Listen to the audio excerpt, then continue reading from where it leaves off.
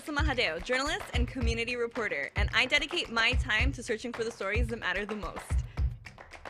Positive, uplifting, and inspiring stories that spotlight the challenges and obstacles we conquer to become the people who we are today.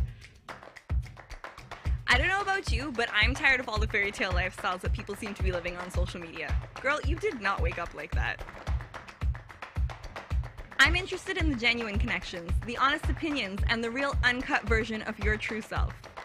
This show is about keeping it 100% real, deconstructing who we are and what we're all about. Join me as we sit down with individuals to discuss the personal struggles, the many challenges, and the moments that define us on this journey of self-discovery. Let's be real, life isn't fair and people make mistakes, but every opportunity is a learning experience. Let's discover the truth together right here on Real Talk.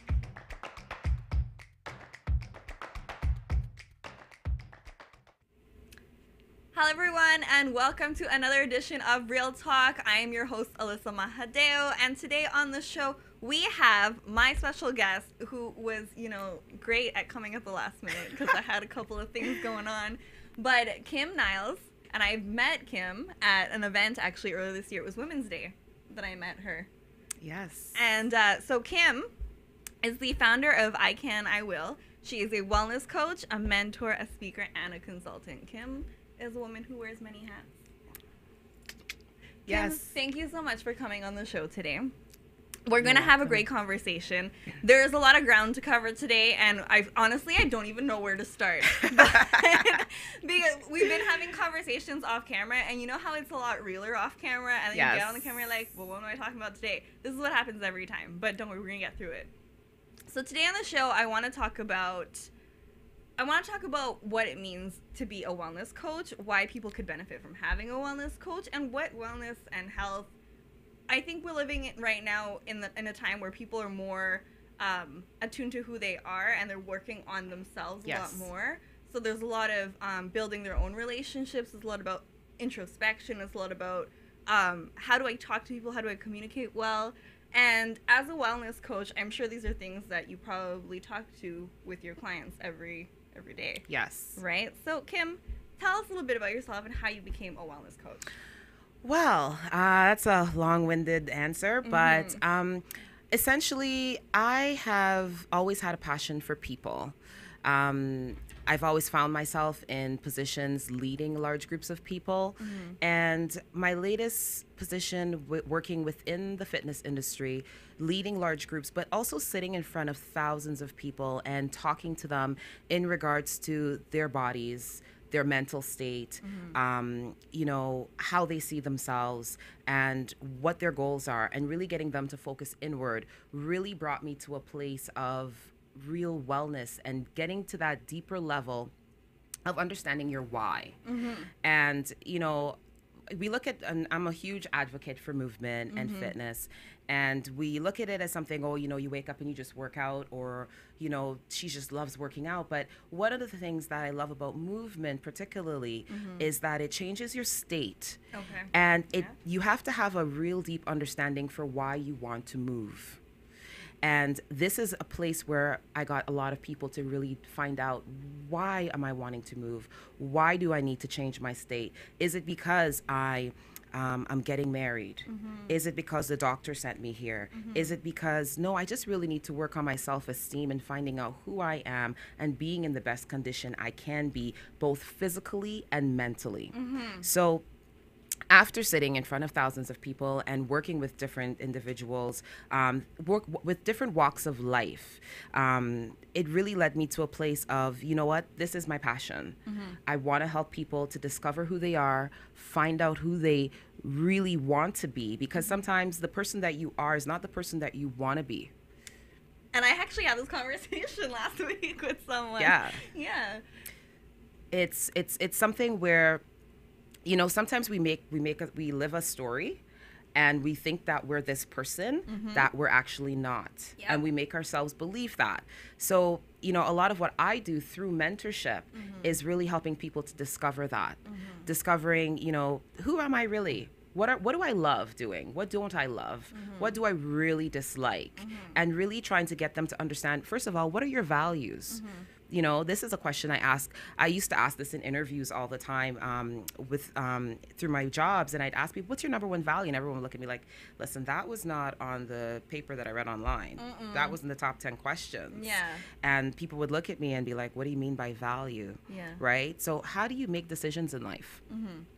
How do you get to a place of, this is what I stand for? Right? And it's something for me that's really, really important, because what that does is it helps to get you centered. Yeah. It helps you to really understand who you are, why you're doing what you're doing, and really help to create that path for you. So my question would be, do you really understand yourself? I feel that I do. I mean, one of the things about self-development and self-help is it is a 100% a full-time job. And I believe that I do because I am very protective of my space. Very, very protective of my space. And I spend a lot of time recapping and understanding why I reacted a certain way to a certain question or a certain situation. And it makes me also able to help others a lot deeper for the mere fact that I can jump out of myself and be selfless, right? Okay. And I have the ability to really understand, even though I may not agree. I have the ability to understand, and I feel that comes from a place of me starting to really understand myself.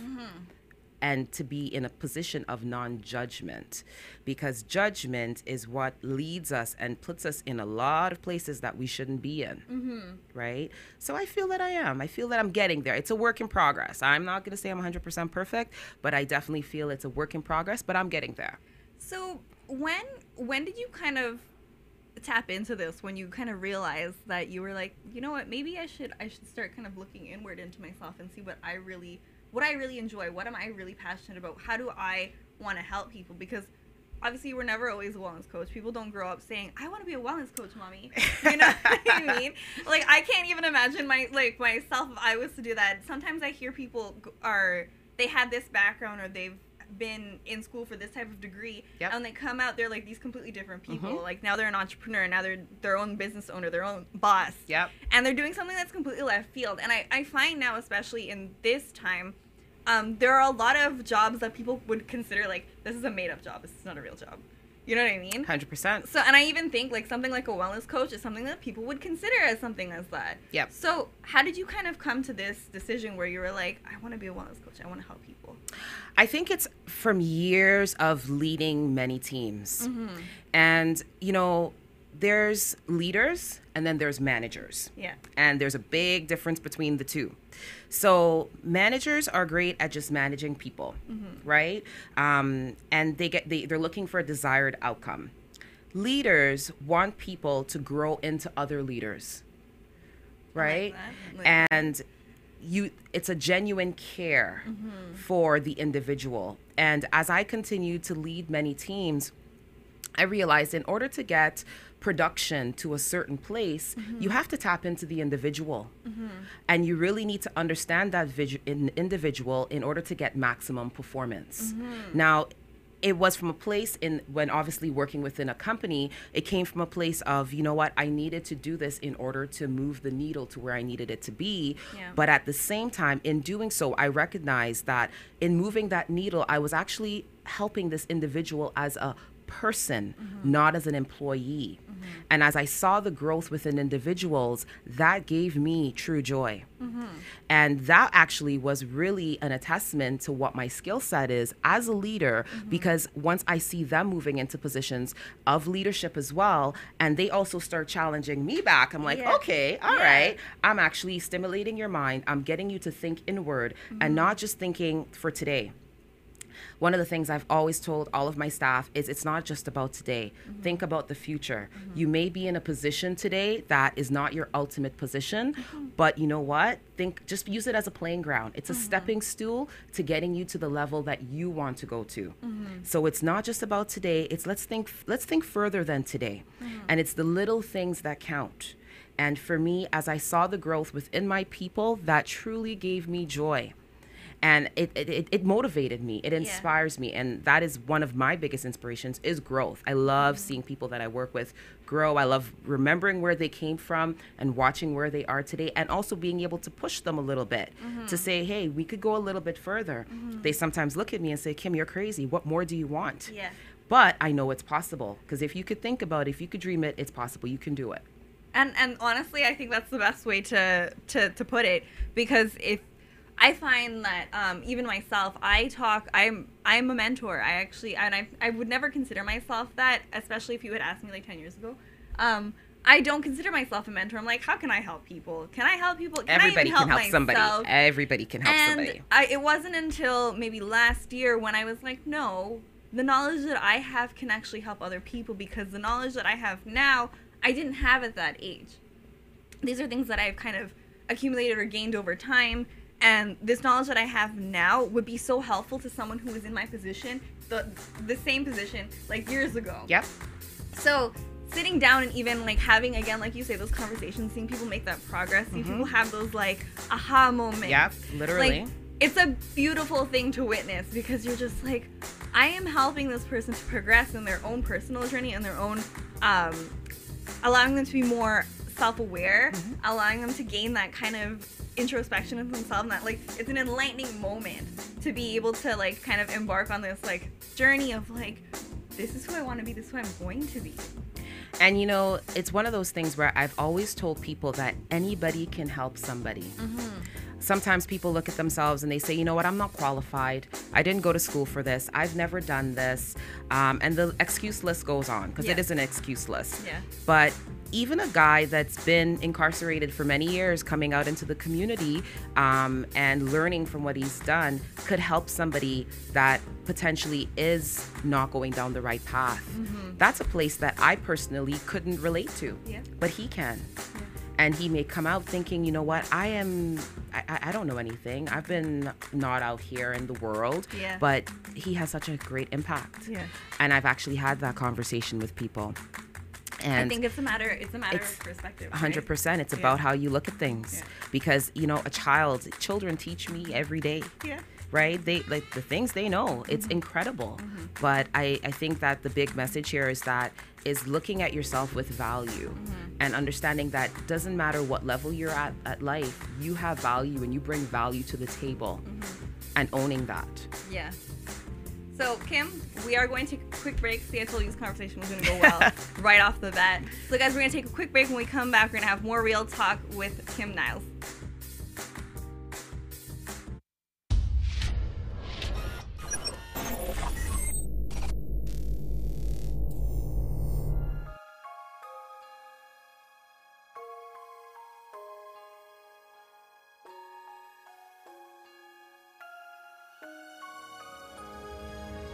This holiday season, be sure to pick up your copy of the Toronto Caribbean newspaper and check out all the specials from local businesses right here in our community.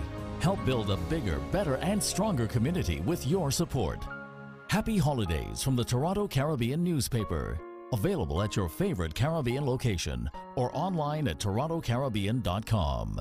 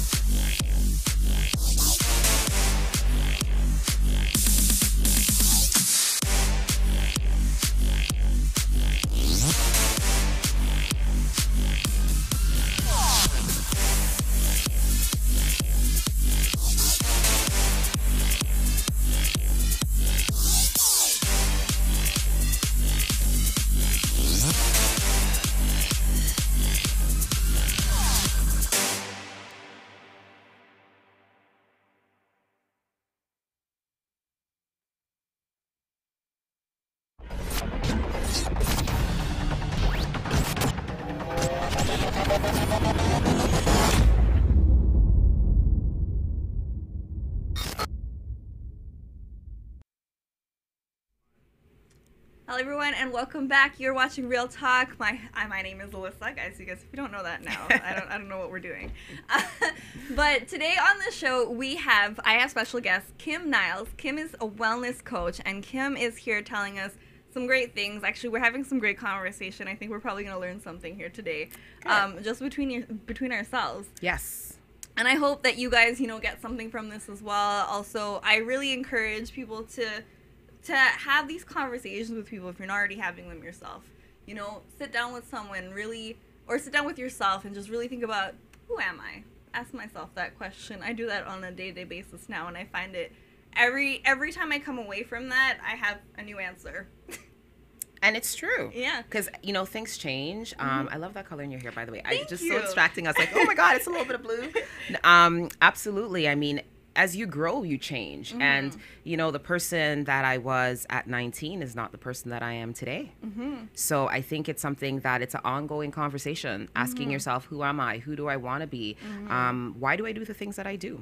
I think it's really important to ask yourself that daily, if not weekly, daily, monthly, but just really sitting down and looking inward. And if you don't mind me asking, who were you at 19? What kind of girl were you? As a woman, at that point, you're kind of coming into womanhood, right? Like, you're like now coming out of your teens. Yeah. See, I've always been very, I would say, aggressive. I was always that child that, if my mind was set to get something, I had to achieve it. Second was not good enough, which put a lot of pressure on me.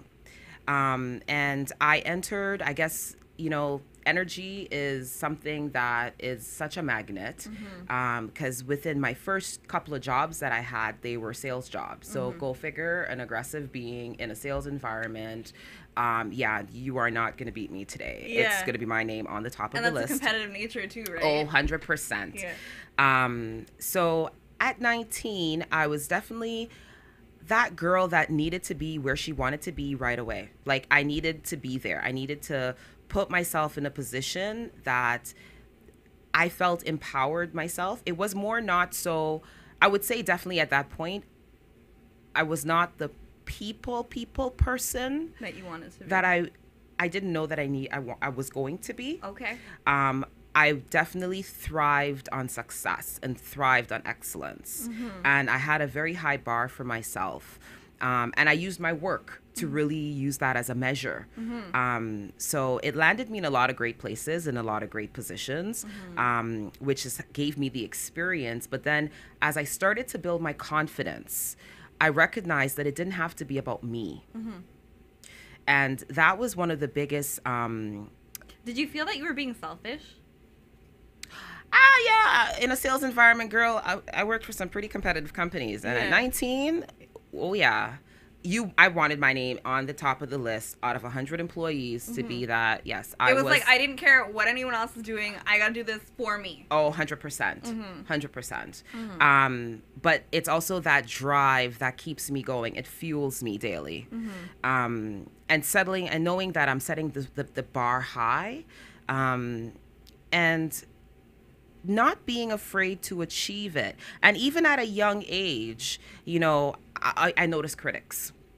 And this is something I still face till today. I do too. Right? And, when you set a high bar for yourself, there will always be someone there to try to pull you down. Or sabotage you, or because they're measuring themselves up, but they don't see that you're up all night long working on your projects, or you will, in order to achieve your sales target within a certain company, you'll be working those 12, 18-hour days because you've got to put in the work. A lot of times in life, what I find that people do is they try to take out the journey. You can't take the journey out. The journey's got to be there in order to get to happen. It has to happen. There's no way around it. You have to go the full, you got to take your path, each step. You cannot miss a step. And, so dealing with all of that as well.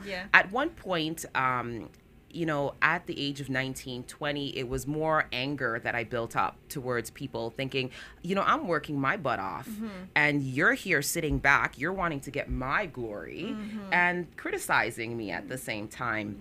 But as I got older, that went away. And I began to grow empathy for people. And that came from a place of me becoming more confident within myself as well. And understanding that, you you are so in control of your choices that you make. And you will always have people that will look at you. You will always have people that will judge you. You will always have people that will not like you. And that's okay. And that's the place I had to get to say, you know what? That's okay. Yeah. We can't be all like the Brady Bunch. Like, we're not all going to be Care Bear Countdown, right? And I think it's a place where, you know, when I see someone within a circle today and I see them, you know, beating themselves up or trying to compete subtly, because there's that subtle competition that happens, right? And it's like, no, sweetheart. And I think it's a competition with ourselves, too. Oh, 100%. Yeah, it's not even a competition with people who are outside of us. It's just ourselves. And I had the same conversation, too, with someone else the other day where it was like, whatever I do is never good enough. It's never good enough for me. So people are like, yeah, that was great. I'm like, no, it wasn't. Yeah. Could have been so much better, but it wasn't. It wasn't at my standard. My standard was so high. Yes. It still is so high that if I do something, it's never going to be good enough. It's always going to be, whatever I've submitted was like, because there was a deadline or because there was something happening, and I was never 100% comfortable with submitting that work, but because it needed to be done, I had to get it done. Yes. And now I'm at this point, I'm like, but I could have done it better. Yep. And it's like, I've noticed that even in my academics in school, where it's like, you have something, you know, you have a deadline to, you know, you have like 2-3 months to do it, or a whole semester to do something. And you put it off until the last minute, and you're like, but you know how much better this could have been if I had actually dedicated the time. And I think that same thing kind of relates to the journey that you kind of have to embark on to get there, because at the end, when you reach there, the final product, you're not going to be 100% happy with it if you didn't put the time in to begin with. And it's, I mean, you know, you can't skip the steps, right? But I think we're all kind of guilty of that. You know, and I think it comes from a good, you know, I actually was at a training session a couple of weeks ago, and we were in groups, and they were asking us, you know, what's your biggest opportunity? So I put my hand up. I'm like, they look at me, everyone's like, what's your biggest opportunity? I'm like, procrastination. Oh my God. Right? Yeah. And, you know, at that point, you know, we started talking about it and then trying to understand, well, you're great at what you do and all these different things, and you have these great outcomes. And I said, that's actually the reason of procrastination. Because if you think about it, because you're so confident in what you can produce, you'll wait till the last minute, and then you produce something because you're confident that you're going to produce something good. Because you know that, Yeah, but imagine if you started earlier, the product that you really could produce. Yes, that's exactly what right? it is, yeah. So, I mean, I think there's pros and cons to it, but absolutely. I mean, I do think it comes from a place of you're confident that, you know what, I can do this. So when you feel that you can do something, I can put that off. Yeah. I'll get to that. Procrastination's a terrible thing. It's really bad. Like, if we sat here and deconstructed that. Kym, before we go to break, I kind of want to let people know a little bit. Kym is the founder of I Can, I Will. Yes. That's your own company. Right here.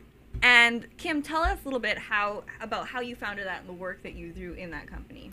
So I Can and I Will basically empowers you for self-esteem and mastery. And we nurture your values. So I'm a big fan of movement. So everything that I do, I incorporate movement with it, working with my clients.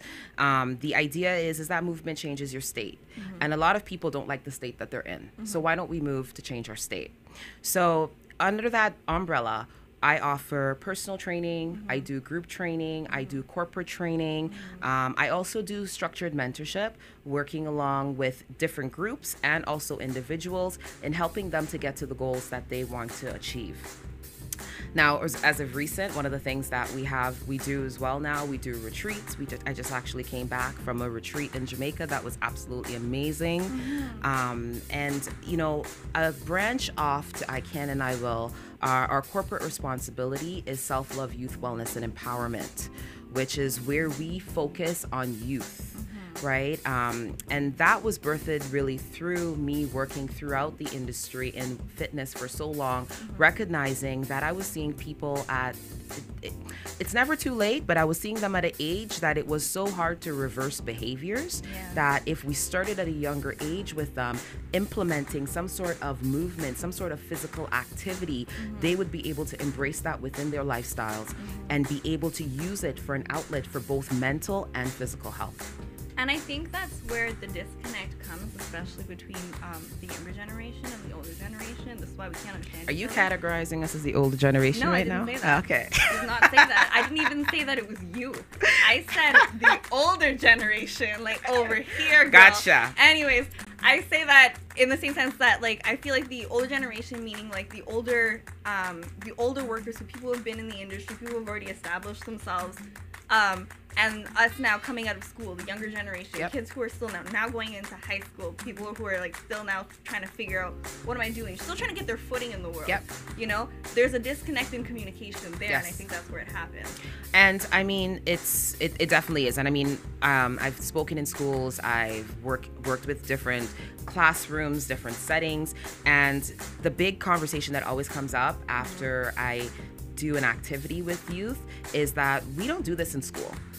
You see, math and science doesn't teach you how to deal with life. And this is one of the breakdowns. So then, you know, and don't get me wrong, I'm not saying we don't need math and science. We do need math and science. But do we? But, well, don't ask me, girl. So essentially, there's no programs in place that are helping our youth to learn how to deal with life. And this is a challenge. Sometimes they don't feel comfortable going home and saying, you know, I don't feel pretty. I don't look like the other girls. You know, I can't play like the guy on the basketball team. Where are they getting empowered to have these conversations with their parents, with teachers? Are there people around them that even care to listen to these conversations? No, the answer is no. Right? She's like, no, not so much. Gonna shut that down right away. We're gonna take another quick break. When we come back, we're here with Kym Niles, and she's teaching us how to have the conversations about life, the real conversations about life, guys. So keep it locked.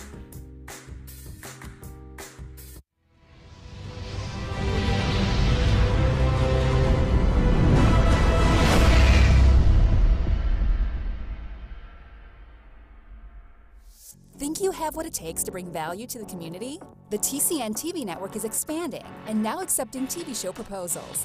Here's an opportunity to build celebrity status and become part of an elite group of community advocates that are focused on building, strengthening, and empowering our community in a positive way.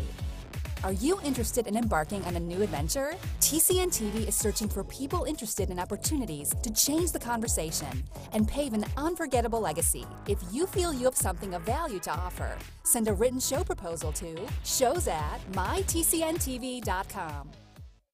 When you know your purpose, you know your function, because the function dictates the purpose. It's not talking about what color this thing is. Life is about a function. And only when you function do you see purpose. This is where we live, just here. What we think. We miss the human when we just focus on the black of the hand or the white of the palm. But my goal in life is to get people to understand your function. Let them feel their love. Let them know you. Let them know your struggle. So when we talk about community, it's talking about coming together, unity.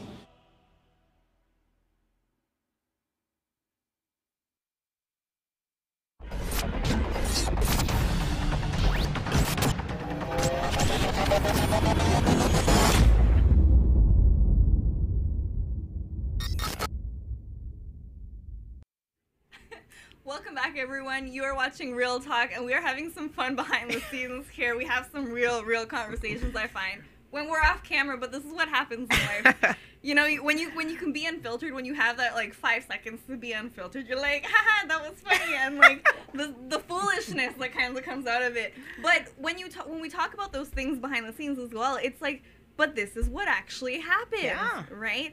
So even just now, we talk about helping younger girls to kind of take this course in life on how to handle and deal with the things that they kind of have to deal with day-to-day life that they're not learning in school. Math and science is not teaching us.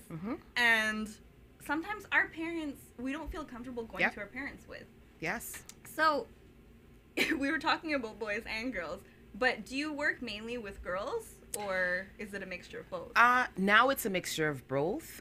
In starting off Self-Love Youth, we were working mostly with young girls, just because I find that young girls, the youth as a whole need a lot of focus, but young women need a lot more focus, and that's just coming from a place of my love for girls, right? Also being a woman yourself. Yeah, I can relate better to them. I can go through that emotion with them, and you know, a lot of the things that you see happening with young women these days, it's a lack of understanding self.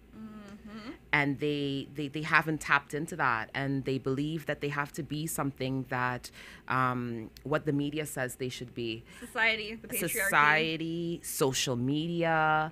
You know, they have this image of how they should be. They should have this, they should have this, and that makes them someone. And they don't understand that what actually makes you someone is you understanding you and feeling confident and comfortable in your own skin. And that is something that through the programs that, you know, our programs are 90 minutes. So it's 50 minutes of movement and 40 minutes of mentorship, right? Because I like that. You gotta get your blood flowing. We gotta get the blood flowing, the juices going. And, you know, once we settle you down, because you see, trying to talk to someone, and this is something I even used to do in team meetings as well, and I do with my team now, is you've got to change the state of mind to be able to receive information. You see, if I start if I come walk into your office and I start telling you, listen, Alyssa, you haven't done this, you're gonna be shut down. You're not all it goes I'm in like, here. Who's lady and Why is she at my door? Like, be gone. Like, it's Friday. Like, but if I come in and I start talking to you and we start having a conversation about you, how's everything going? You know, and although it's not movement, I'm tapping into you. Right? Your ears open up and you become more receptive to what I have to say. I find in that situation too, if you're able to relate to that person, or even to subtly point out something that they may be struggling with that they're not really ready to confront. Yep.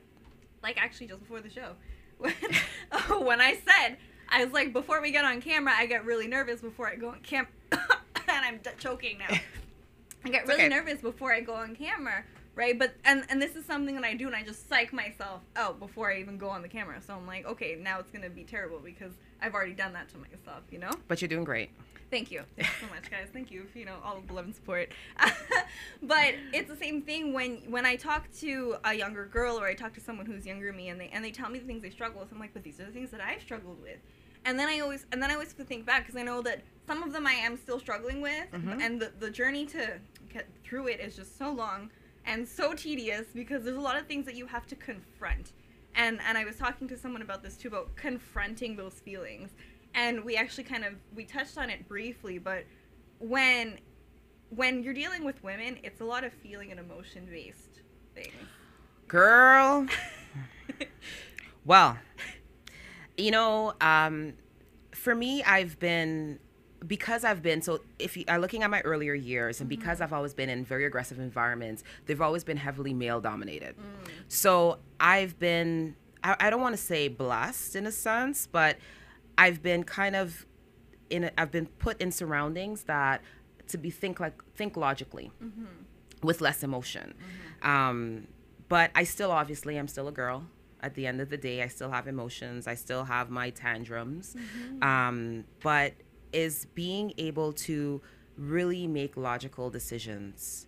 And when I moved into a place of where I work with more females, for me, it was such a huge eye-opener to see how emotional women really are.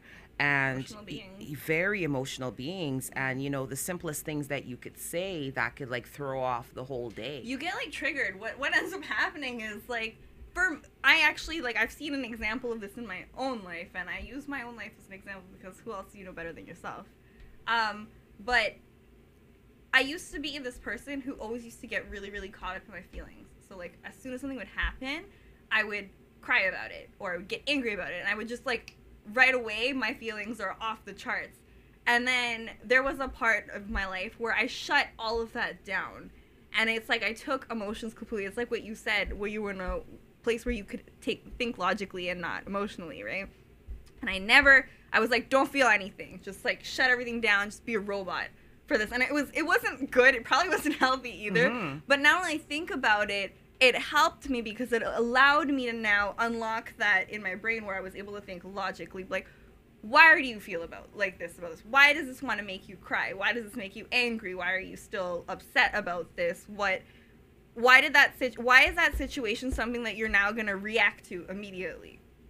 Right? And then now coming out of that, it's like now I'm actually in a point in my life where I'm trying to like now deal with the emotions because I've kind of neglected them. So it's not that you want to ignore the emotions. Mm-hmm. You just can't let the emotions get the better half of you. Because it's like they take over your life. 100%.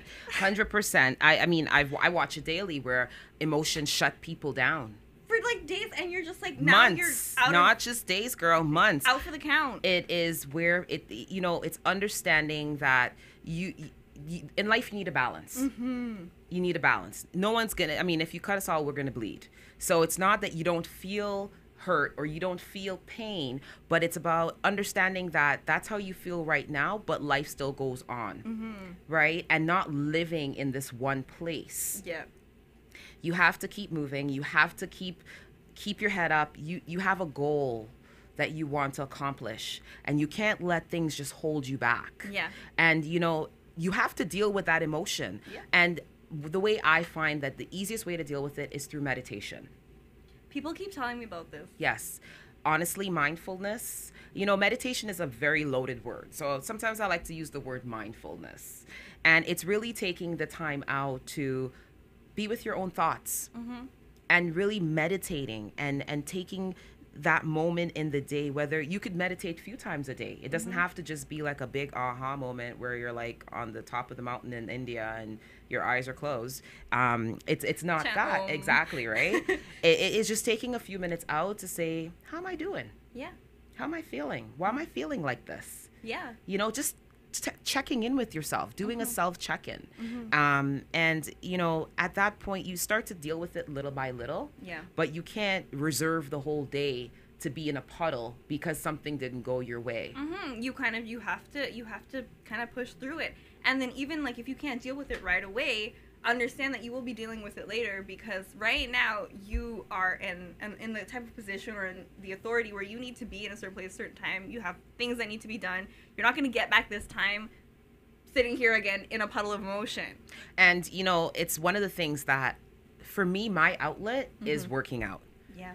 I love to train. Mm-hmm. So I do it. I did it before I came here. Mm-hmm. It just helps to get my mind in the right state. And movement changes your state.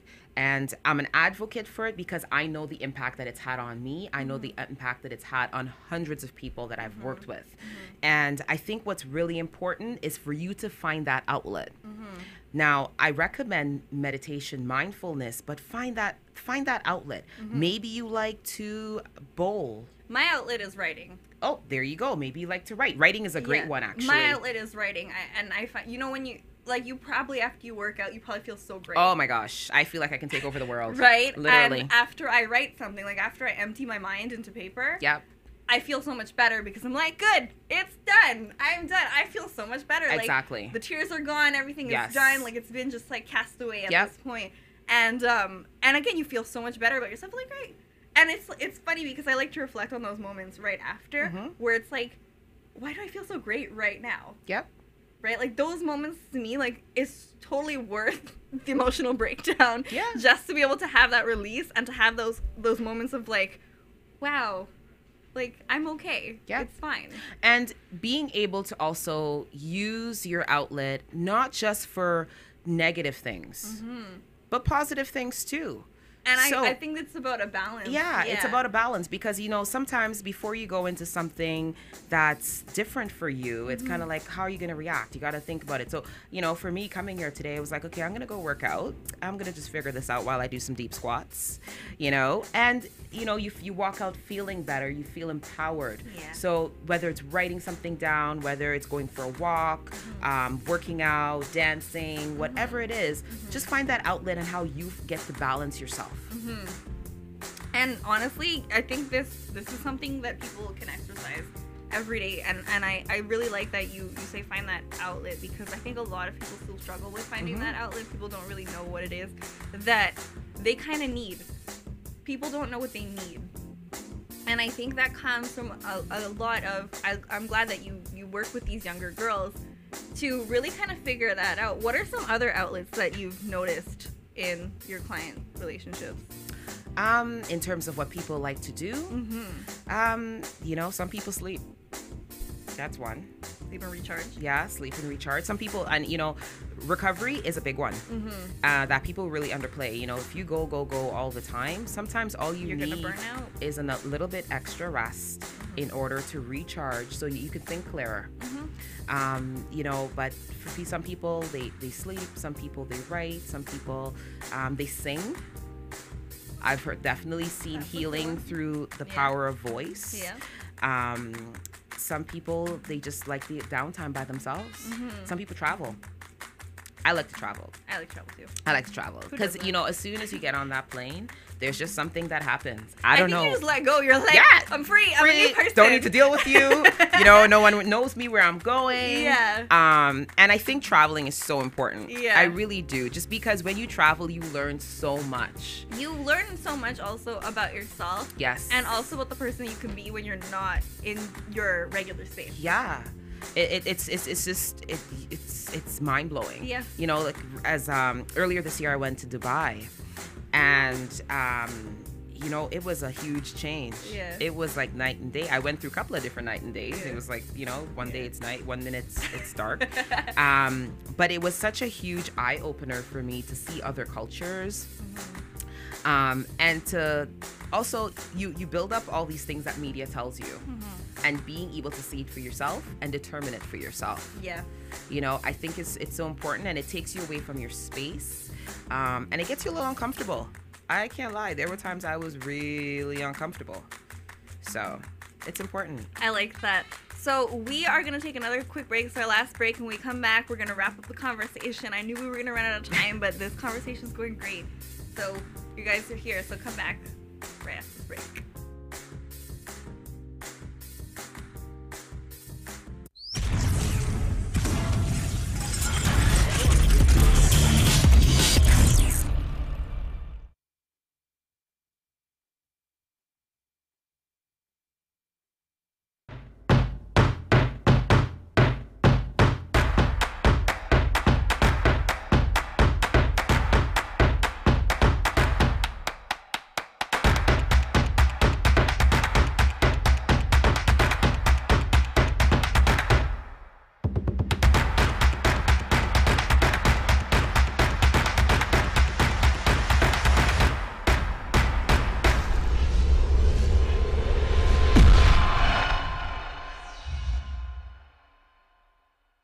Discover the incredible India.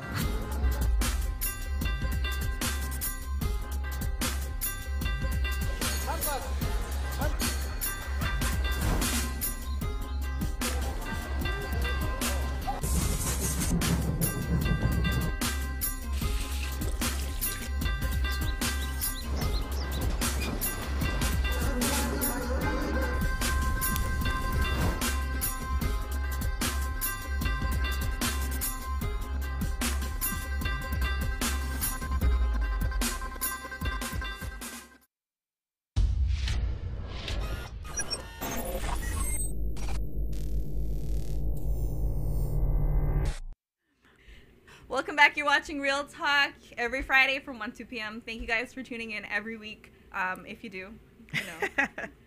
I don't know who's watching today, but anyways, today on the show we have Kym Niles. Kym is a wellness coach, and we're having some great conversation about just learning about ourselves. Kym telling me about gifts that I have. I didn't know I had, and I was like, this is really cool. But no, elaborate on that. What is it that you see in me? Exactly, right? Yeah. So no, I was just saying that, we always go into meetings prepared with all these questions and we're ready to go.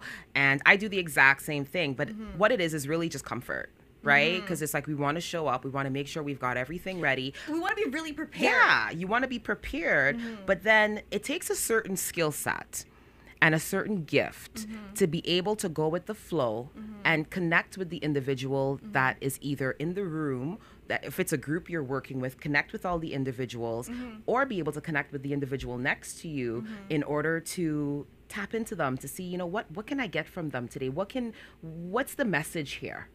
And that's what I was telling you. That's your gift. You're able to do that and be able to pull that out of me. So that's amazing. That's really cool. It's cool that you say that because I come from a place where it was very difficult for me in my younger years to make friends. I didn't know how to relate to people. I found that I was the odd one out and people were just like all kind of uniform. And it was really weird for me because growing up, people always used to say, be yourself, be unique. And I'm like, I don't understand what that means. I'm 14. Like, relax, guys. I don't know what's happening in my world right now. But I found it very, very difficult to make friends. And I think people didn't understand why it was difficult for me to make friends because when they spoke to me one-on-one, they were like, but Alyssa, you're such a great person. Why is it that it's hard for you to make friends? You're so fun. And I'm like, if these people find me fun, why is it the mass doesn't find me fun, And I realized, again, because it was hard for me to connect in a group setting, but it was easier for me to connect with people one-on-one. And I think, too, we all wear different hats. And I think it's something that's important to be aware of. You'll have two different groups of people that know me. So there'll be people that will see Kym and be like, oh, I don't like that girl. She's so stuck up. She doesn't say anything. Her face is always so serious. Yeah. And then there's people that know me and be like, oh my God, she's such a sweetheart. Like she cares about people. She's this, she's that once you get to know her. And I just think it's perception. And it's also, for me on a whole, I would say it's just that who I feel like opening up myself to. And being okay with that. So some spaces I walk into, I don't need to because there's nothing there for me. And I'm able to determine that now as I've gotten older that this is not my space. And there's other places where I will pour my heart out or, I'll open myself up to people so that they can come in. But, it's not that I'm closed off to the group that it's not my space. I'm willing to help if I can, but it's just not, it's not for me. And that's okay. And being comfortable with that. Yeah. And it, people will look at you and judge. And that's Kym being Kym.